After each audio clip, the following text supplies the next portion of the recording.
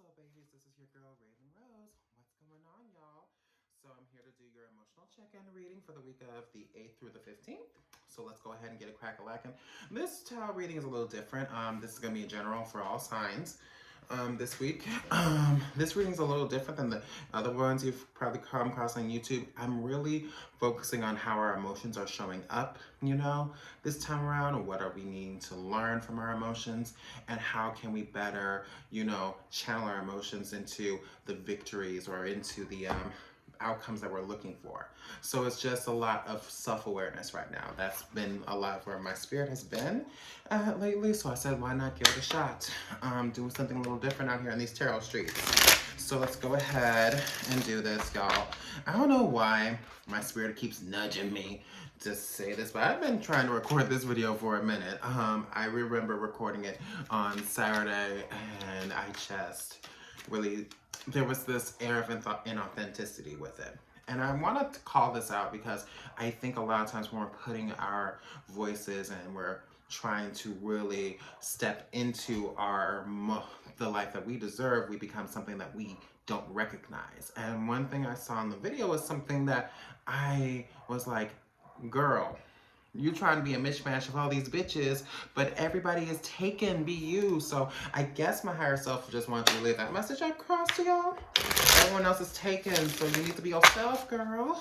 Your magic is your magic. I don't know who's trying to compare, magic wands in this witchy community either. Like, stop that shit. My wand is my wand, bitch. Like, what the fuck? Okay, so let's go ahead and let's see what, how our emotions are showing up for this week, shall we? Let's go ahead and see.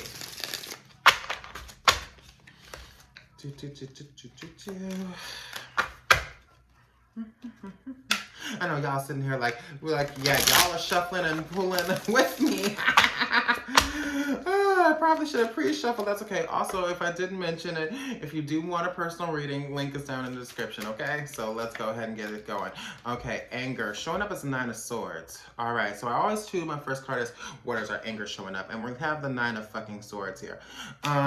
This is an interesting kind of energy because it's very much an anger that's rooted in just, I think this is like a trigger.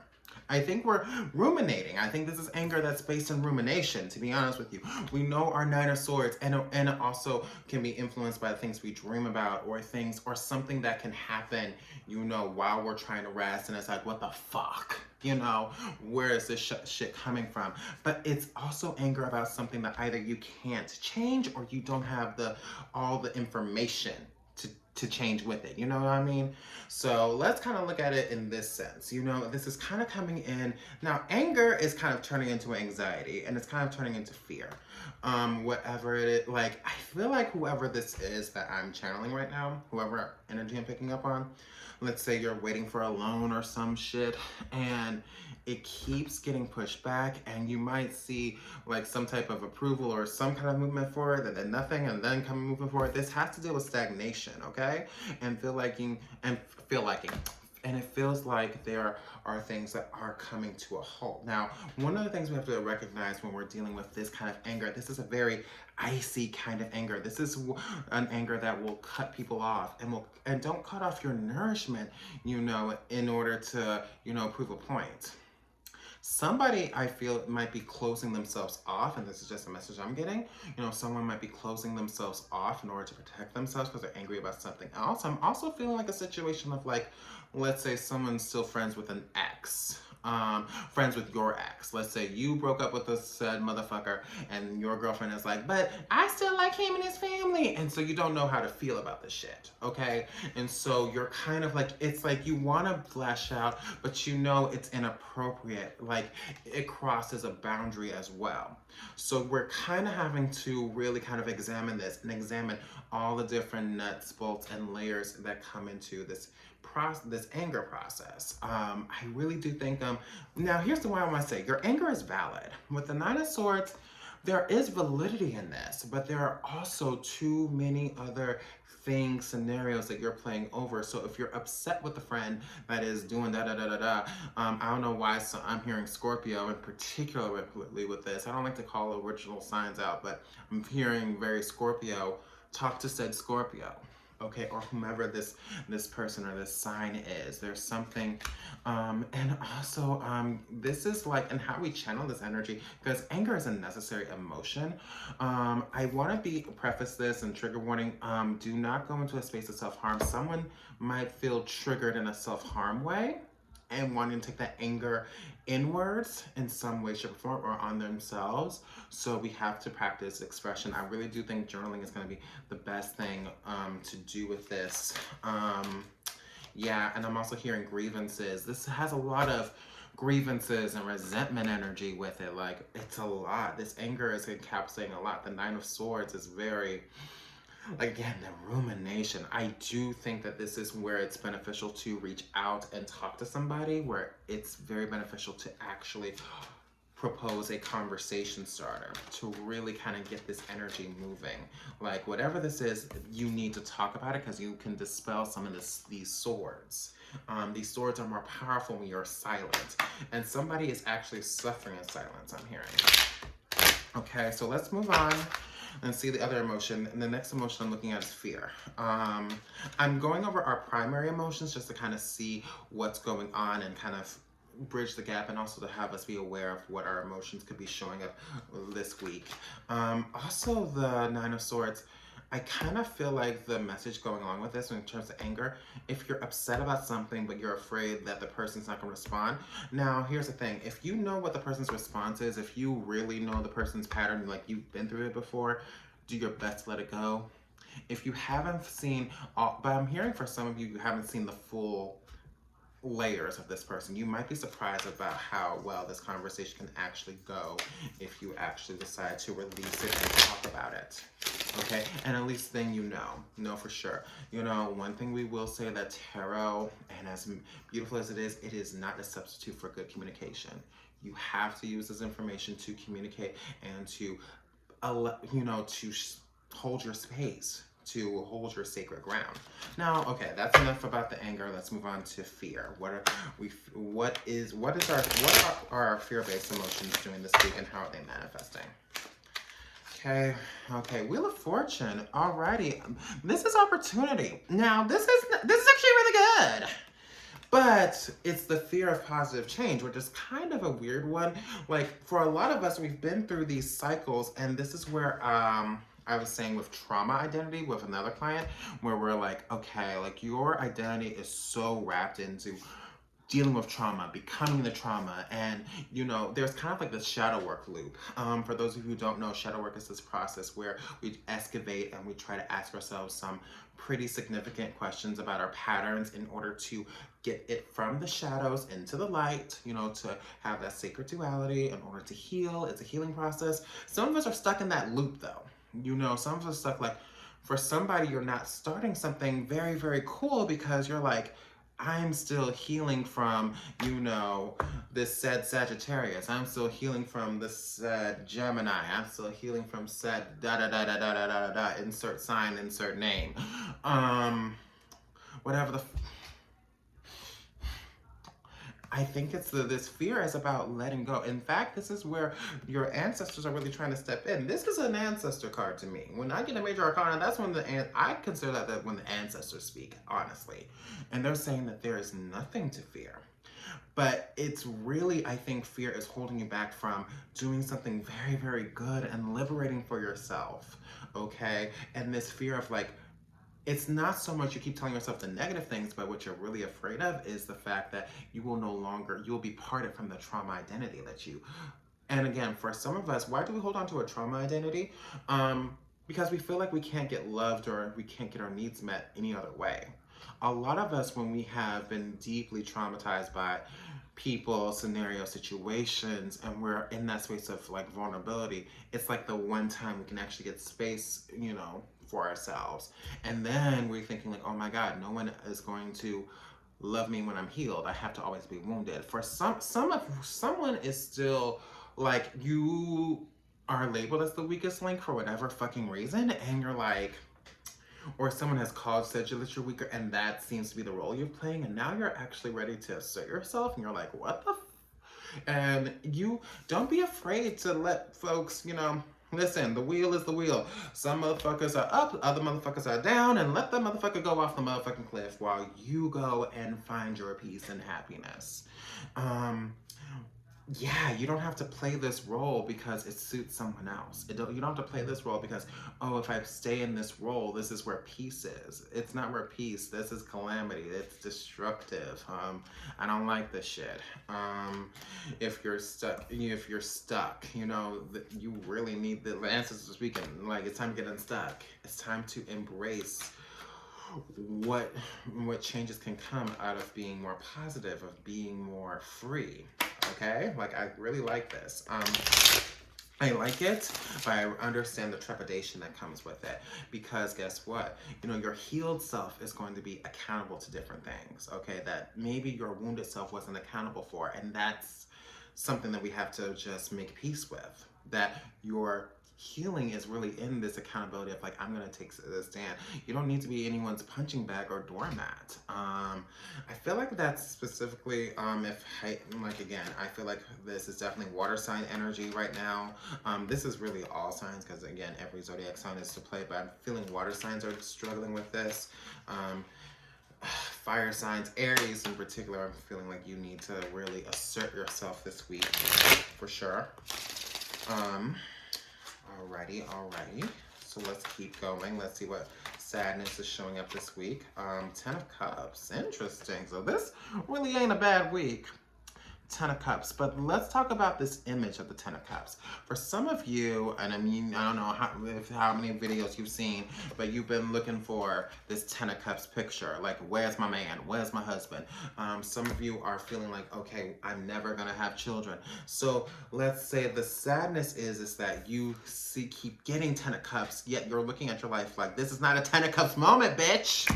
This is not a 10 of Cups moment. Like, this isn't happiness, and I don't have my man or my person or and this deals with lots of longing instead of actually being in the community, or realizing that your 10 of Cups doesn't have to look like, you know, a baby in a white picket fence. I think that's a very, you know, we don't need to have a monochrome type shit situation. Now, for those of you who are, now, because the sadness is really aching for a partner. I don't know who this is about, but this is the sadness energy is really like, I want a partner. I think part of the 10 of Cups is being your own sense of partner. There's a couple of different things that are coming with this card. Self-parenting for one. For those of you who have had very traumatic relationships with your parents, you're learning how to be your own responsible parent to yourself. And then it's also a self-love thing. Now, y'all don't shoot me, but listen, when you can master the self-love and the self-parenting, that's when I think that your love life is gonna actually break open and break loose. That's the breakthrough. But you haven't put it into practice consistently. Or let's say you do the self-love shit for a couple minutes, and then you're looking at Susie Carmichael and she's sucking some dick, and you're like, I want some dick. Why Susie Carmichael got some dick? You know, and it's like, Angelica Pickles, can you just chill? Can you chill and work on the lesson? And maybe there's something bigger than the actual dick. Maybe the 10 of Cups, like some of you all, your 10 of Cups is actually your business, and your business is starving and waiting for your affection, and you're not paying attention to that shit. Your 10 of Cups might be the actual self-care, that you are enough, because maybe your inner child might be holding that shit back, because the minute you get into a relationship, you're gonna go back to self-neglect, okay? So my thing is like, if do not go into a relationship and go back into neglecting yourself, that does not make any fucking sense.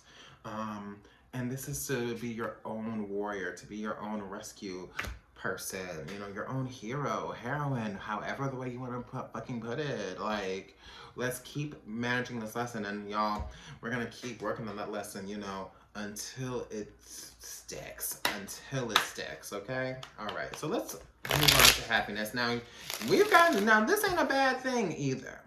Because I think for some of you with this 10 of Cups energy, you have to realize where your safe space is. And if you don't have a safe space, manifest that.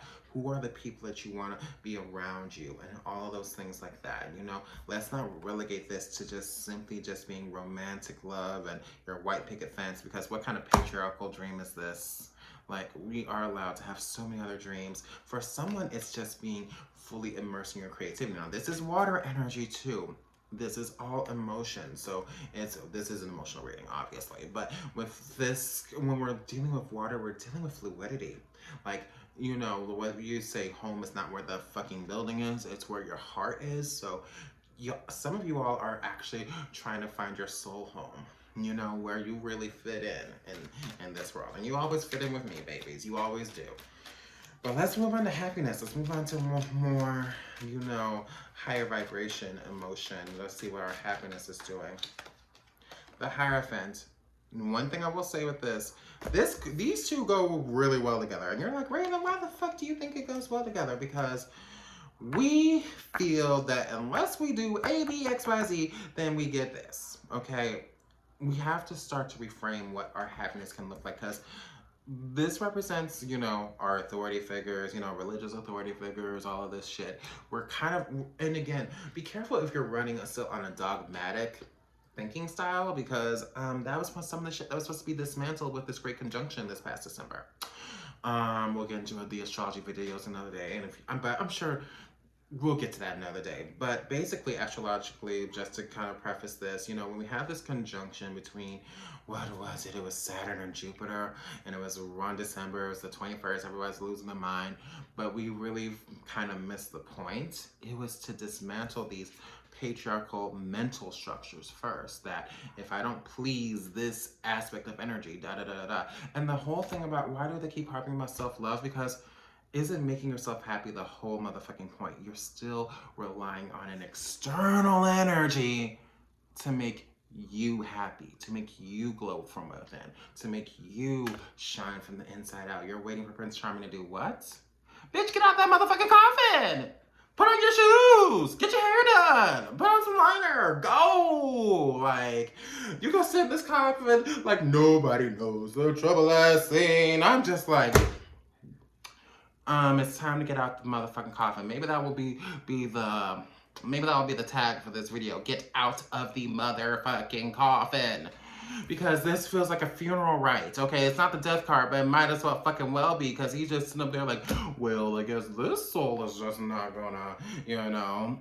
Fuck that. Your soul is so limitless. So, they're really harping this week of y'all really rethink what your happiness look like. This is some happiness that has been taught to you. You're taught to be good people. You're taught to not to bother nobody. You're taught to da da da da da. Let's start to unravel some of the shit. No one's telling you to be a downright fucking asshole, but we are saying like, well, does my happiness really look like 40 acres and a mule, or does my happiness look like traveling? Does my happiness look like, you know,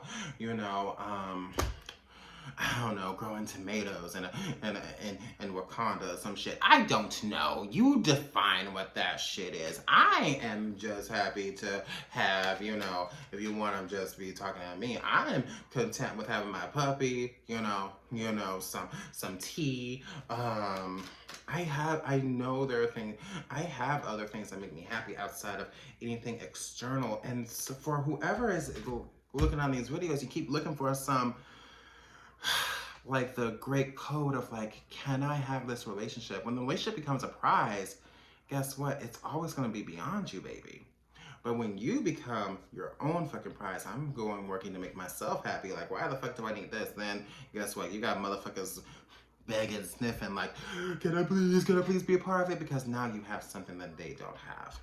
And some of you all, you know, you keep manifesting projects. I don't mean to keep harping about the relationship so much, but some of y'all really need to hear this. Y'all keep manifesting a project. Who told you a man is a fucking prize? Who the fuck told you? Where the fuck that shit come from? Ask yourself. And, okay, ancestors are talking, so why aren't the ancestors enough? Why isn't your magic enough? Why isn't your creativity enough?